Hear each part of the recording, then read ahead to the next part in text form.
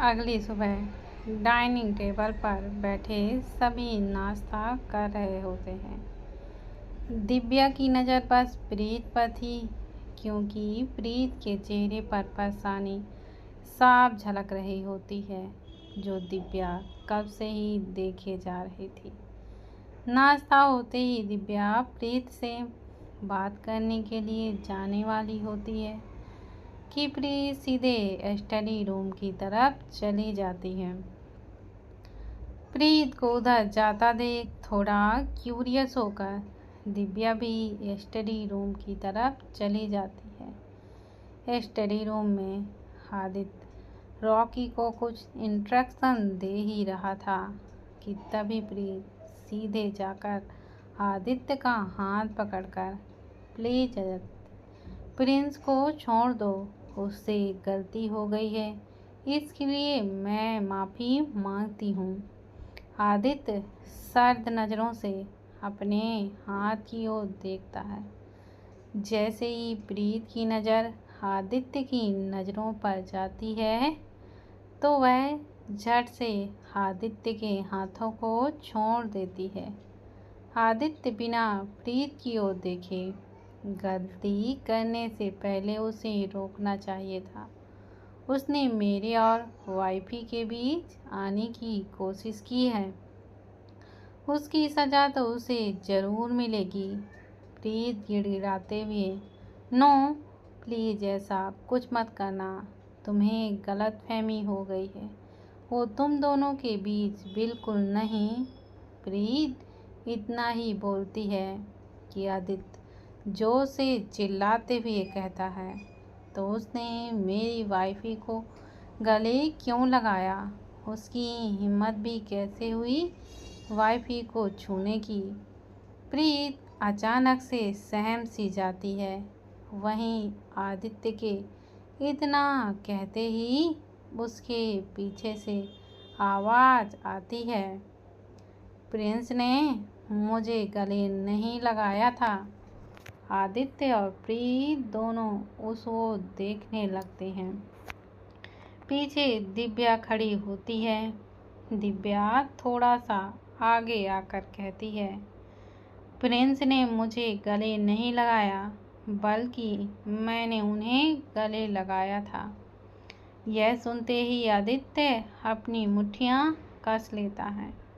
वहीं प्रीत हैरानी से दिव्या को देखती है, क्योंकि उसे दिव्या ने पहले ही बता दिया था कि प्रियांश ने अचानक उसे गले लगा लिया था। आदित्य आंखें बंद करके सर्द आवाज़ में, वाइफी ऐसी कोई झूठे शब्द मत बोलो जो हमारे रिश्ते पर असर पड़े। दिव्या कुछ देर तक तो आदित्य को देखती है, फिर वह एकदम से जिद करते हुए कहती है, मैं झूठ नहीं सच कह रही हूँ। मैं ही थी जिसने प्रीत को छुआ था, मैं ही थी जो उसके पास गई थी, मैं ही थी जिसने उसे गले लगाया था। प्रीत दिव्या को देखकर अपने मन में, दिव्या तुम ये क्या कर रही हो? अपने रिश्ते को इस तरह तुम दांव पर क्यों लगा रही हो? दिव्या एकटक बस आदित्य को देखती रहती है, जो आंखें बंद मुट्ठी कसे खड़ा था। दिव्या के कान पर आदित्य की बीती बातें सुनाई देने लगती हैं। वाइफी, अगर किसी ने हमारे बीच आने की कोशिश भी की तो मैं उसकी जान अपने हाथों से लूँगा। वहीं आदित्य आँख खोलकर दिव्या की आंखों की ओर देखने लगता है। दिव्या आदित्य की आंखों में देखकर एकदम सहम सी जाती है। आदित्य धीरे धीरे दिव्या की ओर बढ़ने लगता है। आदित्य को बढ़ता देख दिव्या अपने कदम पीछे करने लगती है। प्रीत बीच में, आदित्य दिव्या झूठ कह रही है, तुम प्लीज़ उसकी बात मत सुनो। प्रिंस ने जो किया है वो बहुत बड़ी गलती थी। लेकिन अब से ऐसा कुछ नहीं होगा। मैं उसे समझा दूंगी कि वो दिव्या से दूर रहे। प्रीत के किसी भी कहने का असर आदित्य पर नहीं होता। दिव्या एकदम पीछे कदम करते करते दीवार से होकर सट जाती है। आदित्य दिव्या के एकदम करीब जाकर अपने दोनों हाथ दीवार पर दिव्या के इर्द गिर्द रखता है। दिव्या आदित्य की आंखों में देखती ही रहती है। आदित्य दिव्या की तरफ झुककर उसके कान के बिल्कुल पास जाकर, उसने तुम्हें मुझसे छीन ही लिया। मुझे याद है वाइफी, मैंने तुमसे क्या कहा था, अगर तुम्हें मुझसे किसी ने भी छीनने की कोशिश की तो। कहते हुए आदित्य दिव्या के कान पर किस कर लेता है। आदित्य पीछे हटकर, now I prove that. Divya Aditya को देखकर झट से कहती है, नो, आप ऐसा कुछ नहीं करेंगे। आदित्य दिव्या के होठों को सहलाते हुए, मैं करूँगा वाइफी। पहले मुझे लगा उसने बस हमारे बीच कोशिश की है, पर इस बात के लिए मैं छोड़ भी देता, लेकिन उसने तुम्हें मुझसे छीनने की कोशिश की है, सो अब उसे मरना ही होगा। आदित्य दिव्या के होठों से उंगली हटाकर उसके माथे पर झुककर किस करता है और रॉकी की ओर देखकर वीर को बोल दो, हमें 1 घंटा लेट हो जाएगा, क्योंकि मौत का मंजर जल्द खत्म नहीं होने वाला। इतना कहते ही आदित्य एक नज़र दिव्या को देखता है और फिर वह स्टडी रूम से बाहर की ओर निकलने लगता है। तभी रॉकी, बॉस, हमें ऑफिस जाना होगा, because meeting is very important. Aditya रुककर बिना रॉकी की ओर देखे, ओके, बॉडीगार्ड्स को अलर्ट कर दो कि प्रियांश राठौर की अच्छे से देखभाल करे, उसकी मौत जल्द उससे मिलने आएगी। आदित्य आगे बढ़ जाता है और रॉकी ओके बोलकर कॉल करते हुए आदित्य के पीछे चला जाता है। प्रीत थम से घुटनों के बल बैठ जाती है।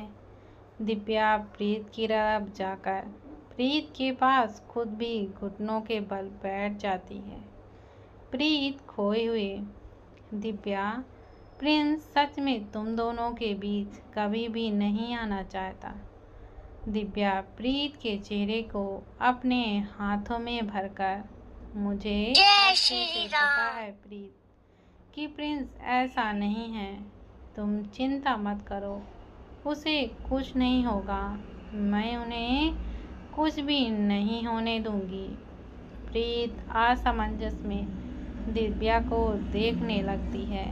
दिव्या उम्मीद भरी हाँ में सिर हिला देती है और उठकर सीधे स्टडी रूम से बाहर की ओर निकल जाती। दिव्या सीढ़ियों से होते हुए विला से बाहर निकल जाती है। बाहर जाते हुए उसे छाया दिखती है। वह सीधे छाया से, छाया, मुझे वहाँ लेकर चलो जहाँ प्रियांश को रखा गया है।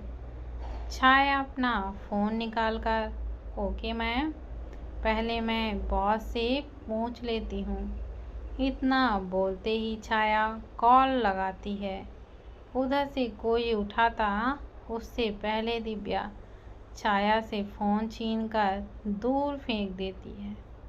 छाया एक नज़र फ़ोन को देखती है, फिर दिव्या को देखने लगती है तो एक कदम पीछे हो जाती है, क्योंकि इस वक्त दिव्या बहुत ही ज़्यादा गुस्से में थी, जिसे देखकर एक पल के लिए छाया भी डर जाती है। दिव्या छाया पर चिल्लाते हुए, मैंने तुम्हें जो कहा है वो करो।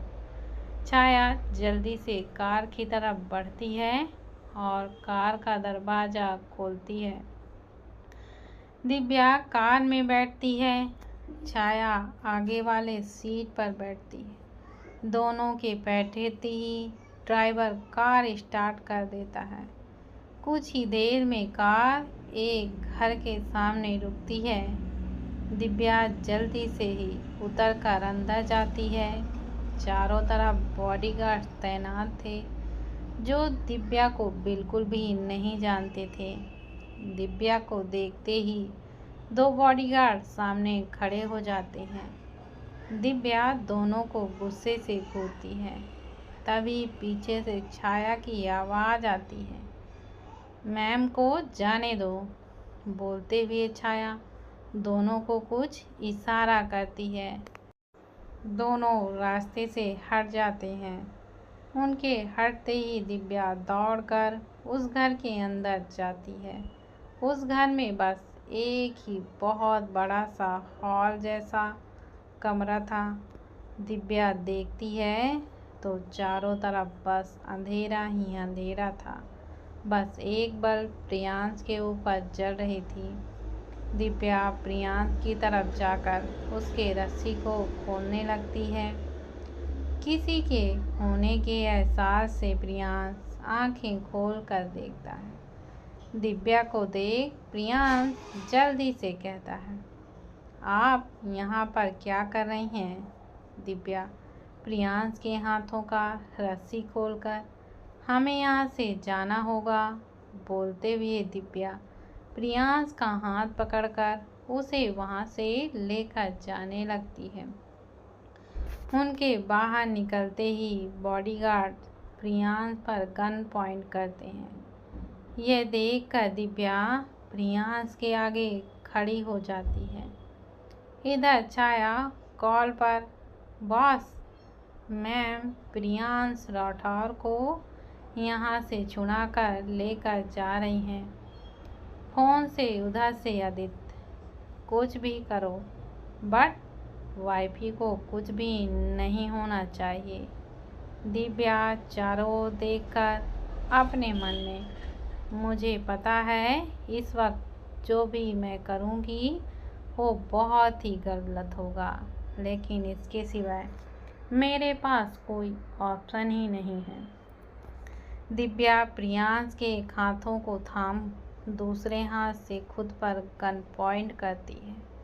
यह देखते ही प्रियांश हैरान रह जाता है। वहीं छाया जोर से चिल्लाती है, एवरीवन बैक ऑफ। सभी बॉडीगार्ड पीछे हटने लगते हैं। दिव्या को कमरे के अंदर जमीन पर गन मिली थी, जो शायद किसी से गलती से ही छूट गई थी। दिव्या सबको देखते हुए कार की तरफ जाकर प्रियांश को बैठने के लिए कहती है। तभी प्रियांश कहता है, दिव्या ये आप गलत कर रही हैं। दिव्या प्रियांश को घूरकर गुस्से से चिल्लाती है, चुपचाप कार में बैठिए। प्रियांश जल्दी से कार में बैठता है तो दिव्या सबको देखते हुए कहती है, अगर किसी ने मेरे पीछे आने की कोशिश की तो मैं खुद को शूट कर दूंगी। छाया हैरानी से दिव्या को देखने लगती है। दिव्या ड्राइविंग सीट पर बैठ तेज रफ्तार से कार लेकर वहां से चले जाती है। वहीं सभी बॉडीगार्ड्स और छाया देखते रह जाते हैं। दूसरी तरफ एक लड़का गुस्से से कांच की टेबल को एकदम जोर से लात मारकर चिल्लाते हुए, इतनी सिक्योरिटी के बाद भी कैसे भाग गई हो? फिर बॉडीगार्ड्स की तरफ देखते हुए, मैं 2 दिन के लिए बाहर क्या चला गया? तुम लोगों से एक 21 साल की लड़की नहीं संभली गई? सभी बॉडीगार्ड सिर झुकाए कुछ खड़े थे तो किसी के मुंह से चूं तक नहीं निकल रही थी। वह लड़का अपने रूम में जाकर सामने देखते हुए, सोना तुमने यहाँ से भागकर बहुत ही बड़ी गलती कर दी। तुम्हें पाने के लिए मैंने क्या कुछ नहीं किया, पर तुम्हें तो मेरी दीवानगी पसंद ही नहीं आती। अब तक मैं तुम्हें प्यार से समझा रहा था, लेकिन अब तुम भैरव अरोरा का एक असली रूप देखोगी। बोलते हुए भैरव एकदम से हंसने लगता है। दिव्या ड्राइविंग कर ही रही थी, तभी उसे पीछे एक कार दिखती है। कार को देखते ही दिव्या स्पीड बढ़ा देती है। दिव्या की कार के चारों ओर अचानक बहुत सारी गाड़ियां आकर रुकती हैं। दिव्या ब्रेक मारकर कार को तुरंत रोक लेती है। चारों तरफ देखकर दिव्या बाहर निकलती है और फिर एक बार अपने आप पर गन पॉइंट करती है। प्रियांश भी बाहर निकलता है। दिव्या चारों ओर देखती है। एक तरफ गाड़ियां थीं तो दूसरी तरफ खाई। दिव्या फिर एक बार प्रियांश का हाथ पकड़ लेती है। प्रियांश चारों तरफ देखते हुए, दिव्या ये आप क्या कर रही हैं? आपको यहाँ आने की बिल्कुल भी ज़रूरत नहीं थी। इस पर दिव्या अब कोई भी जवाब नहीं देती है। सभी गाड़ियों से बॉडीगार्ड्स बाहर निकलते हैं। फिर एक कार का दरवाज़ा खुलता है और आदित्य उसमें से बाहर आता है। आदित्य को देखते ही दिव्या के हाथों से गन छूटकर गिर जाती है। आदित्य दिव्या को देखता है, फिर उसके प्रियांश को पकड़े हुए हाथ को। दिव्या आदित्य के नज़रों का पीछा करते हुए देखती है तो तुरंत प्रियांश का हाथ छोड़ देती है। आदित्य दोनों की ओर बढ़ने लगता है। आदित्य के बढ़ते कदम के साथ दिव्या की धड़कनें भी बढ़ रही थीं। प्रियांश बस आदित्य को ही देख रहा था। आदित्य प्रियांश की ओर बढ़ने लगता है कि दिव्या बीच में ही आकर खड़ी हो जाती है। आदित्य सख्त नज़रों से दिव्या को देखता है। दिव्या आदित्य की आंखों में आंखें डालकर देखते हुए, प्लीज़ इन्हें जाने दीजिए। आपको जो भी सज़ा देनी है तो मुझे दीजिए। आदित्य दिव्या के हाथों को पकड़कर अपनी ओर खींच लेता है, जिससे दिव्या सीधे आदित्य के सीने से जा लगती है। जय श्री राम। प्रियांश अपने कदम पीछे करने लगता है। छाया जल्दी से आगे बढ़ती है। आदित्य दिव्या को पकड़कर छाया को देता है। छाया दिव्या को पकड़ लेती है। दिव्या खुद को छुड़ाने लगती है। आदित्य प्रियांश की ओर बढ़ने लगता है। प्रियांश पीछे हटते हटते खाई की छोर पर पहुंच जाता है। आदित्य एकदम प्रियांश के करीब पहुंच जाता है। दिव्या एकदम जोर से चिल्लाती है, प्लीज़ छोड़ दीजिए इन्हें। आदित्य बिना मुड़े, वाइफी को यहाँ से लेकर जाओ। छाया खींचते हुए दिव्या को लेकर जाने लगती है। दिव्या खुद को छुड़ाते हुए, छोड़ो मुझे। प्रियांश आदित्य की ओर झुककर उसके कान में कुछ बोलता है और पीछे हटकर रहस्यमयी तरह से मुस्कुराने लगता है, जो आदित्य के सिवाय कोई और भी नहीं देखता। यह देखकर आदित्य प्रियांश को जोर से धक्का देता है। उसके धक्का देते ही एक जोर से आवाज़ आती है, नहीं। दिव्या दौड़कर उस ओर बढ़ती है। वहां पहुंचते ही आदित्य दिव्या को पकड़ लेता है। प्रियांश खाई में हवाओं से होते हुए नीचे की ओर गिर जाता है।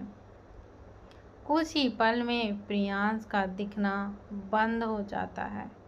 दिव्या धम्म से अपने घुटनों के बल बैठ जाती है और उस खाई में खोए प्रियांश की ओर देखने लगती है। आदित्य की नजरें अब दिव्या पर एकदम ठहर सी जाती हैं